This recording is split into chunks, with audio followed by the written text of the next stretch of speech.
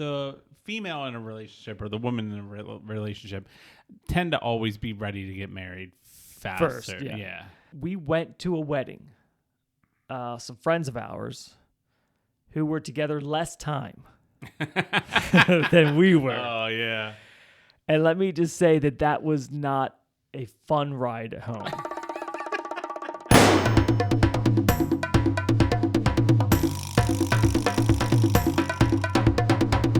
Hey, everybody.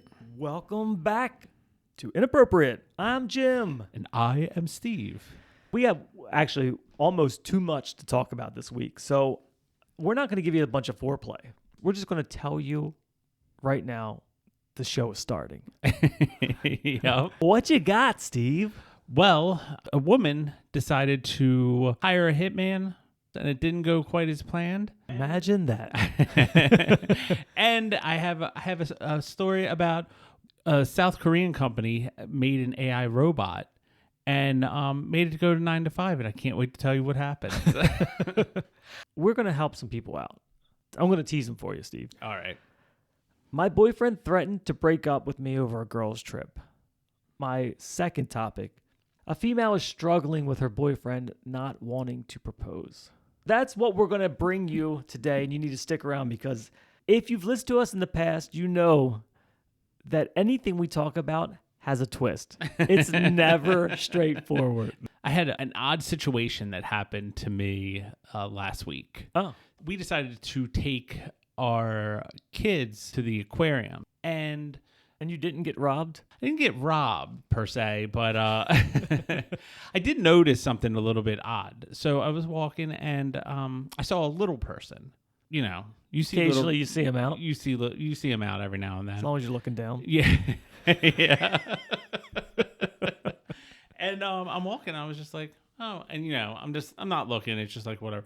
And then I saw a second little person. And I was just like, that's something you take notice. Yeah, you take notice. I was like, that's something you don't see every day. And then I was walking a little bit more, and then here come two bird scooters. And on the two bird scooters were two more little people. And I was like, Were their arms like, the motorcycle, like the ape hangers? Yes. Their arms were above their head? Yeah. And the one dropped something.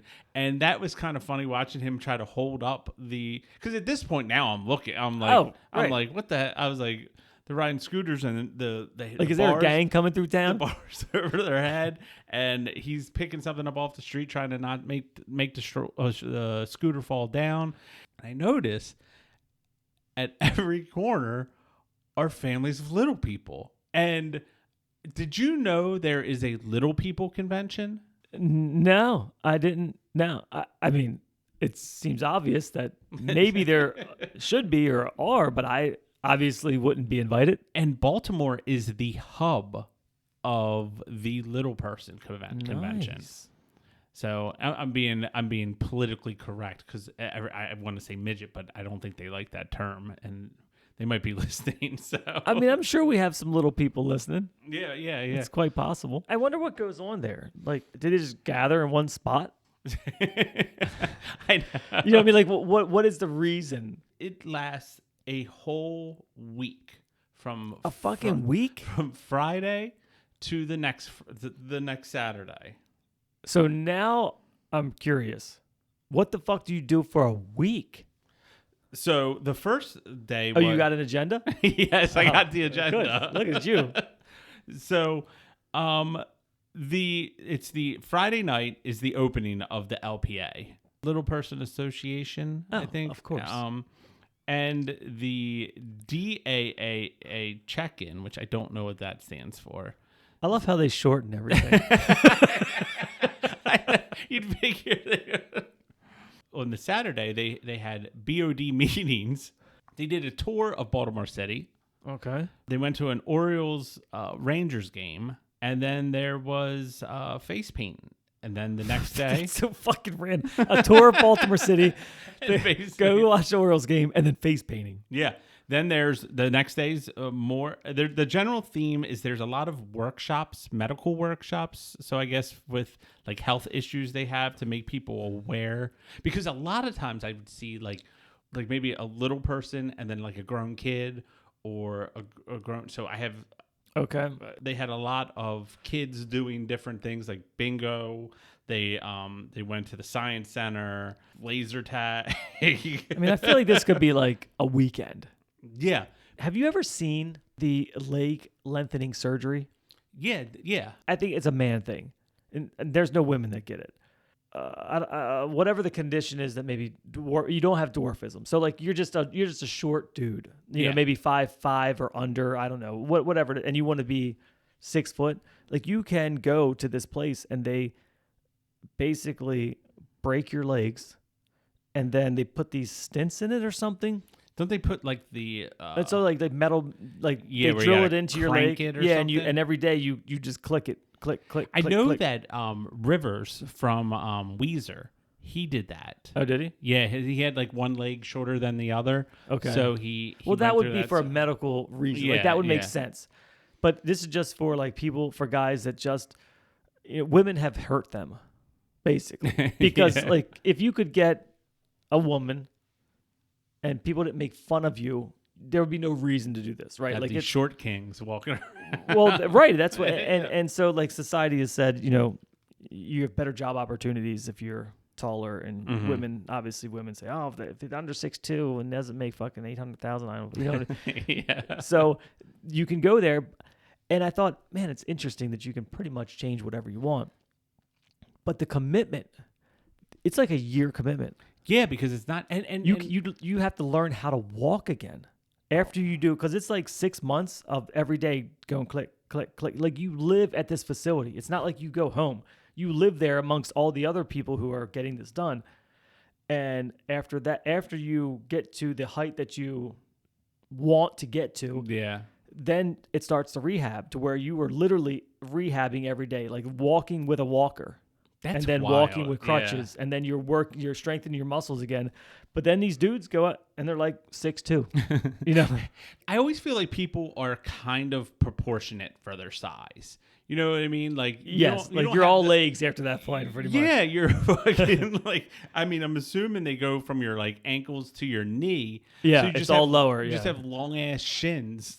Like- Yeah, I guess I never thought of that. I never saw like the dude in shorts, any afterwards. But then also what I'm thinking, okay, so like now you went from 5'5" or 5'6", whatever, and now you're 5'11" or 6'1" or whatever you are now.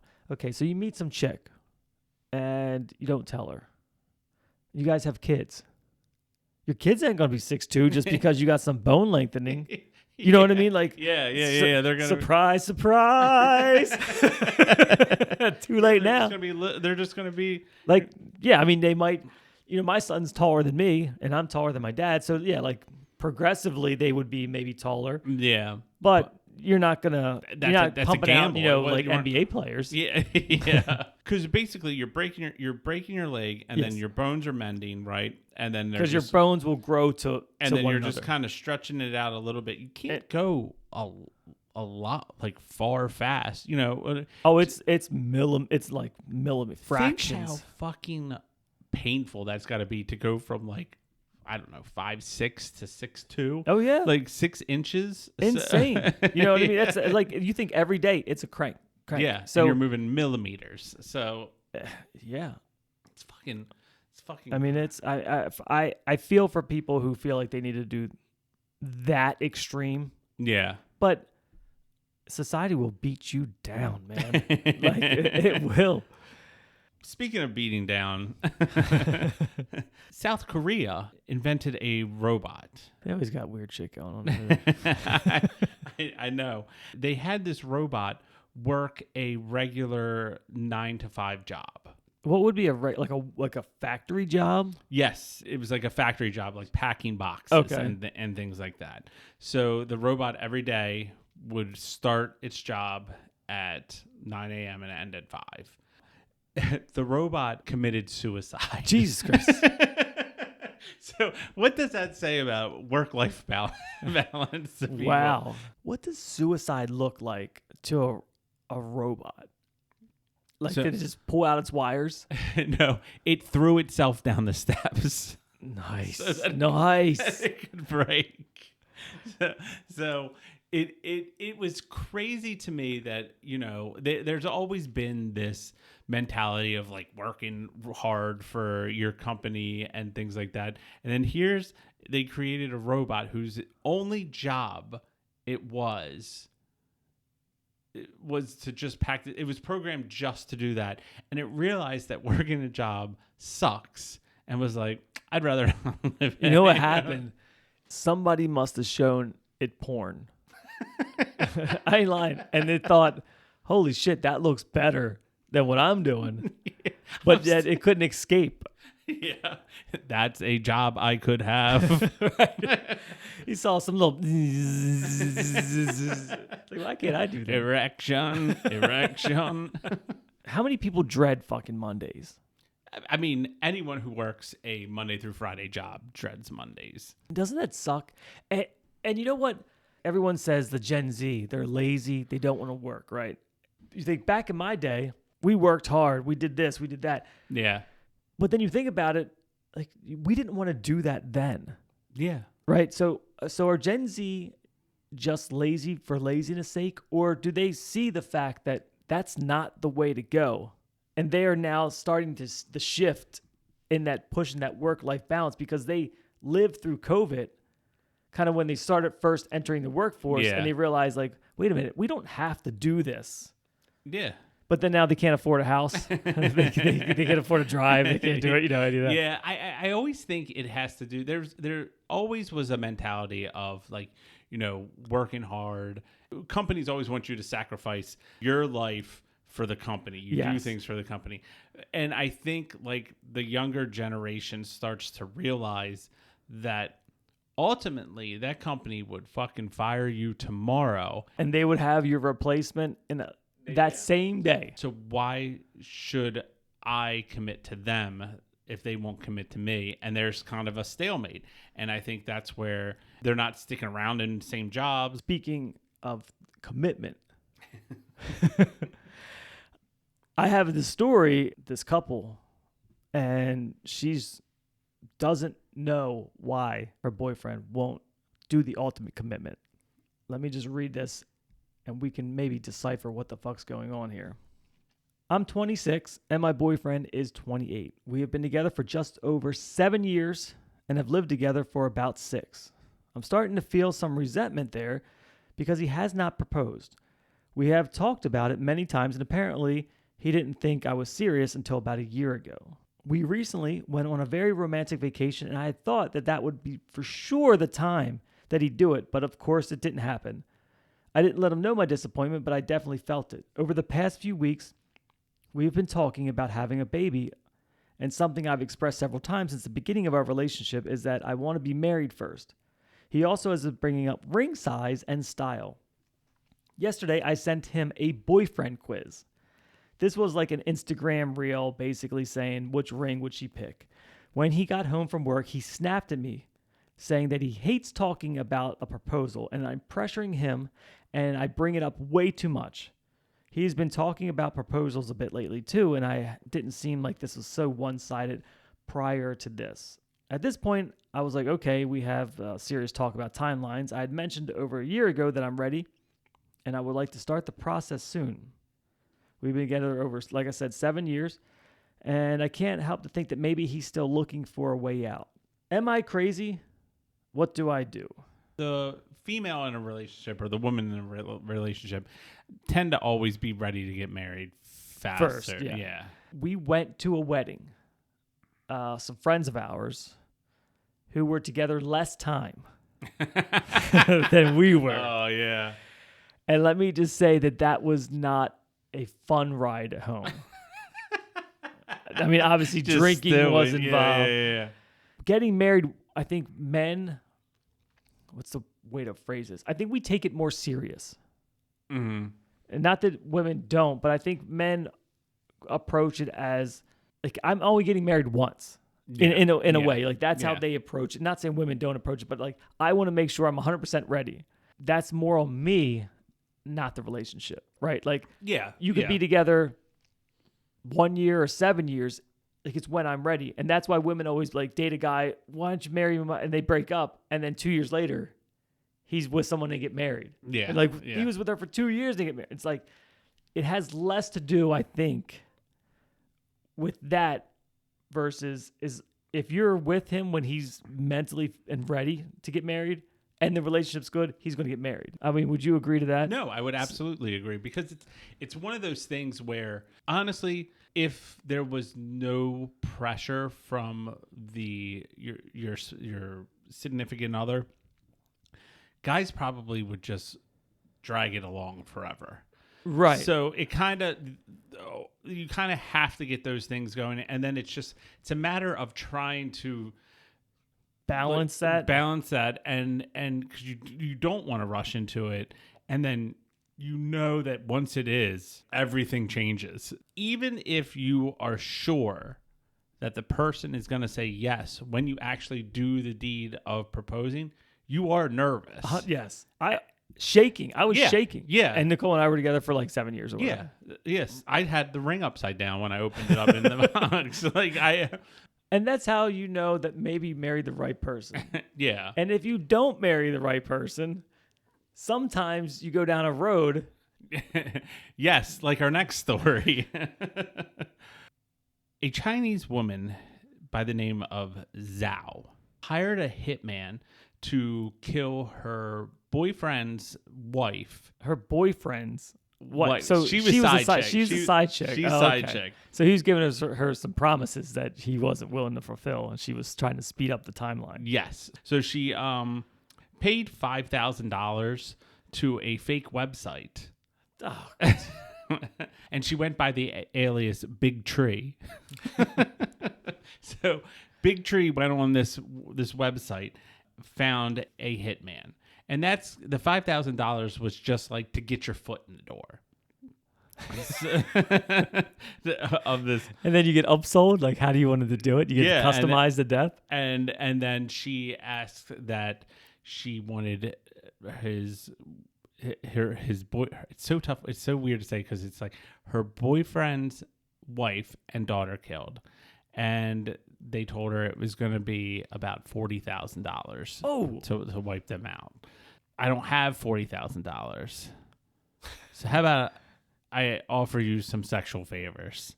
Jeez, that. Do you think there could be enough sexual favors? Not in a million years. I don't care how good your head skills are. It ain't worth it. The hitman that she spoke to through communications said, all right, I'll do it if... Can you imagine at the precinct, they were all fighting to be the hitman? Yeah. Because you gotta do it before... we gotta know it's real. The undercover cop was trying to prolong her saying... Because they need to hear the words. Like, I'm going to... If her mouth is full, she can't talk. Big Tree goes to meet the Ukrainian hitman. Always the Ukrainians. I think... They got enough going on every right now. hitman in a movie is like Ukrainian. Yeah, I guess that's just what they... That's what they do over there. Yeah, that's what they train you to do. They're good shots.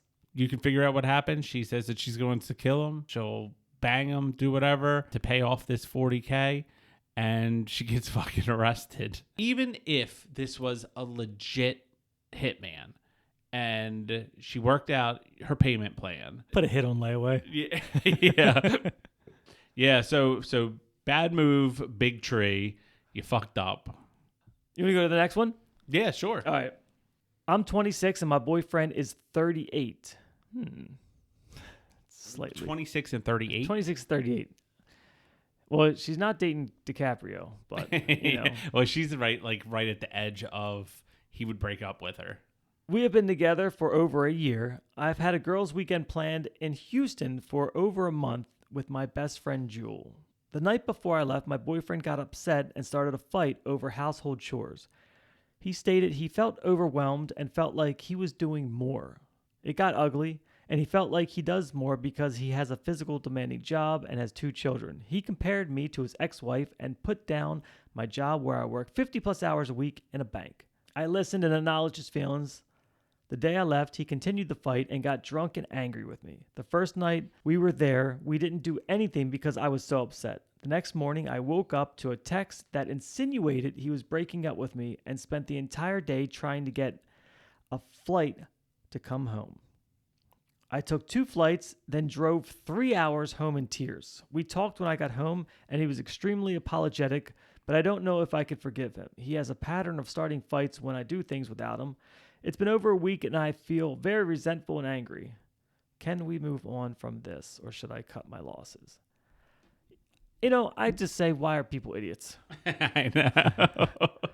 Because reading this, I feel like, what the fuck?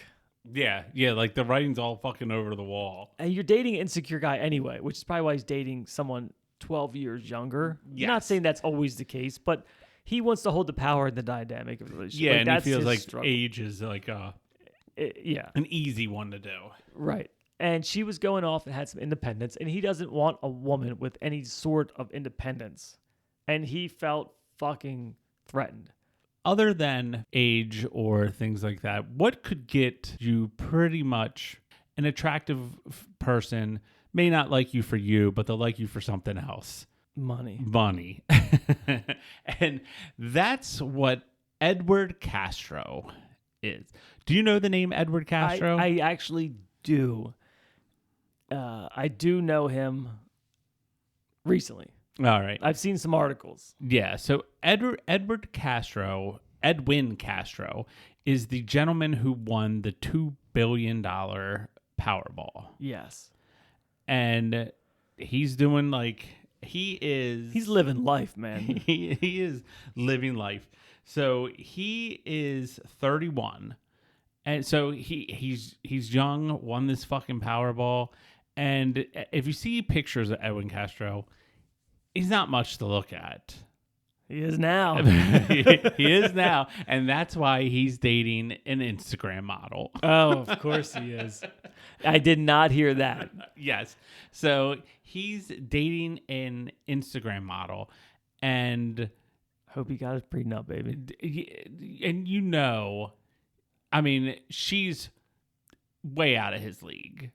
Of course. Well, no, not anymore. No, not anymore. Yeah, money is the great equalizer. He does have I did see an article. He bought his 7th multi-million-dollar house. I'm talking $20-30 million house. And he's bought multiple. Yeah, he's not gonna keep all that money.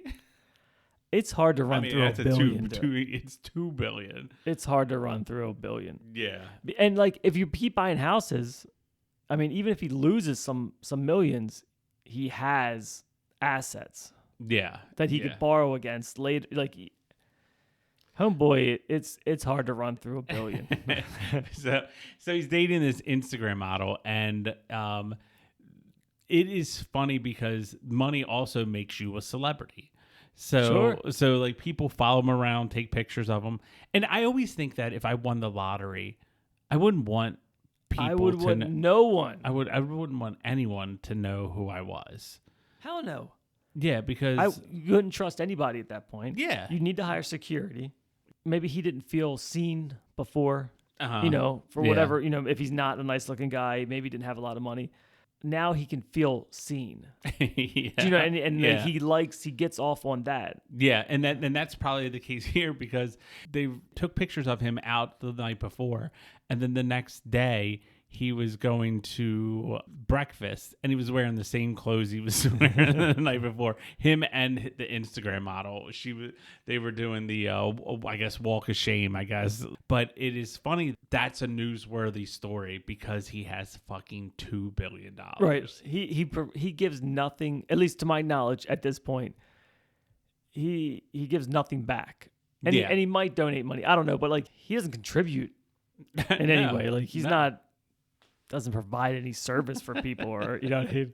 Yeah, I know. It's tough because I feel like he wanted to be. That's why you say who you are. So some states, maybe California, you can't be anonymous. Oh, you can? Yeah. Oh, fuck. There's some states that you cannot be anonymous when you collect your winnings. Oh, which doesn't make any sense. I know. Because who cares? You're not getting any more from the state. You get your money. So why put the person out there like that? Yeah. I know Maryland, you can. Yeah, yeah. If you won the lottery, what would be the stupidest thing you would buy? Like you could buy anything you want. Now don't go house or car or something like that. Like would you buy the original neon sign that said cocktails and dreams? I would buy Tom Cruise. I'd buy people. I know. Now, I would probably do... Okay, so I missed out on... I can't buy it now, but Kurt Cobain's pants that he wore on stage in 2 music videos and on an interview. It was like his most famous pair of pants. I did put a bid on them, and I thought I was balling. God, will you say how much you bid on them? So my bid before like the buyer's premium, I bid $8,500.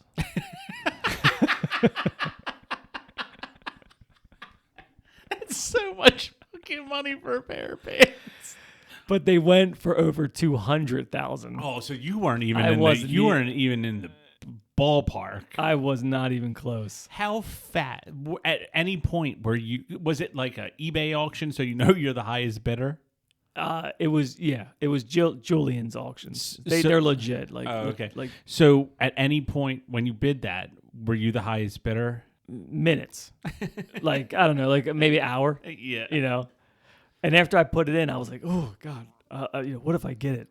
I know you like instantly have buyer's regret. And then after somebody outbid me, because I in my mind I'm thinking I'll go up to 10. Like that was like these might be the most iconic pants in rock and roll history. You know what I mean? Yeah. And I thought, what the fuck they gonna sit in my podcast room? Like, I don't even deserve them. I know. I don't even know what I would put them on one time, and I would drape them over this lamp in here. Like, what the fuck would I do with them? I had no idea. I know. It's not like Nicole's gonna let you put it up in the fucking no. Like I buy a mannequin. But just like, man, you're like Silence of the Lambs. It was so it wasn't stupid, but then I was like, after I got outbid, I was like, in some way relieved. So then I thought, okay, I need to regroup, and I did. I was like, if I'm gonna buy something, it has to be something I could display. You know what I mean? Yeah. So I did put in a bid for Breaking Bad's episode used bag of meth. Oh, really? Yeah. It was like the blue crystal, you know what I mean? The blue meth in the bag. And I thought, that's cool. It doesn't take up a lot of space, you know? And I was like, all right, I think I'd pay like $500. Yeah. And it went for like, I don't know, like 15. I'm like, no. Do you know, funny enough, I bid on the Breaking Bad car that Walter White drives. I saw that. And I'm like, who's going to buy a fucking car? Because it started at like $1,700. And I was just like, all right, I'll do it for $1,700. You get a car out of it, I guess. That's true. So, like a Pontiac Aztec, I think is what it was. They made them for no years. Yeah, and it's like fucking blue. Like, it was just fucking stupid looking. Let's wrap this show up. All right. Whew.